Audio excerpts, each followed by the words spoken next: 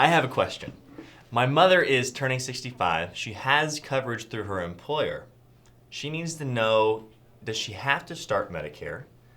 Can she stay on her employer coverage? And if she does decide to take Medicare and leave her employer coverage, is she going to have any penalties? Is she going to lose her guaranteed insurability that you get at age 65? Stay tuned and I will answer his question.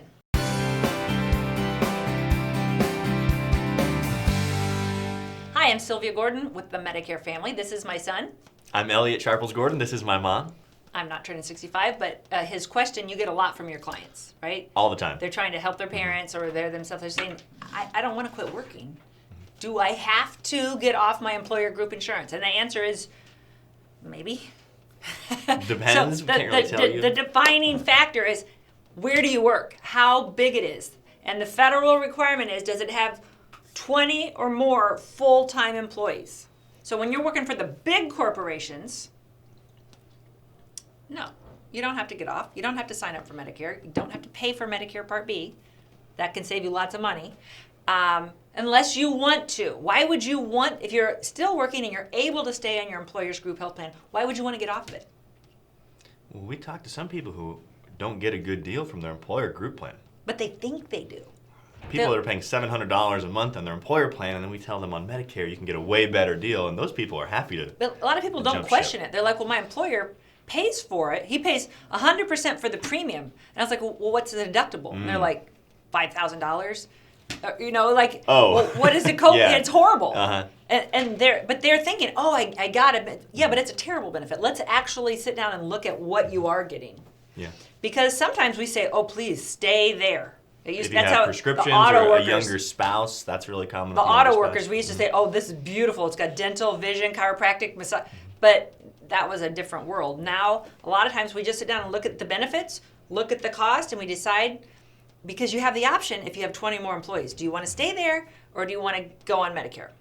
Okay. Now, your employer would love for you to get off their group health insurance, lower their rates, and go on Medicare. And some of your employers will give you a bonus or do something to try to push you in that direction. They can't make you. How about if you're under 20 employees? You're in a small group. So most family businesses, most businesses in the country are going to be under 20, 2 to 5, 2 to 5 people. Can they stay on their health insurance plan at 65?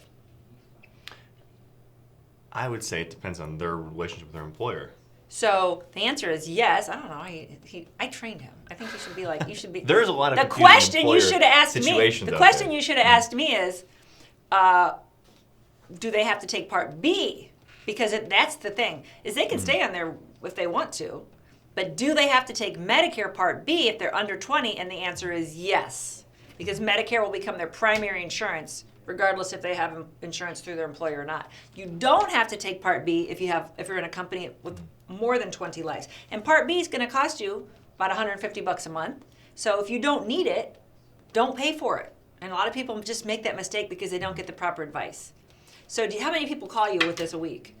A lot. That is the most frequent question on webinars and everything. But they also ask, what about Part A? You talked about Part B. Do they have to take Part A as well? So do you? Well, I asked you. I'm not going to answer. I'm testing you. I trained you. She doesn't know. You don't have to take Part A most of the time, but people do just because they think they have to, but then they get messed up with their HSAs.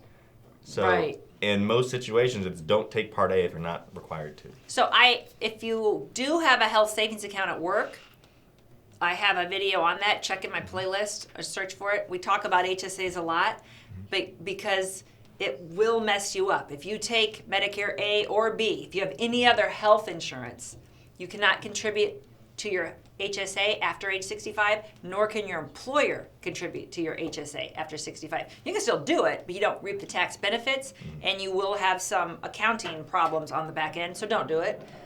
If you need that document, we can give you the document. Ask us for it in the comments, or call us, the Medicare Family. We're happy to help. We're here to help. My family, 3 generations of experts in Medicare. We work in all 50 states and Puerto Rico, and we'd love to answer your questions. It's never an expense to call us, to talk to us. You don't ever pay extra to work with us, and we drop a video every week. Consider subscribing if you haven't already. Click the button.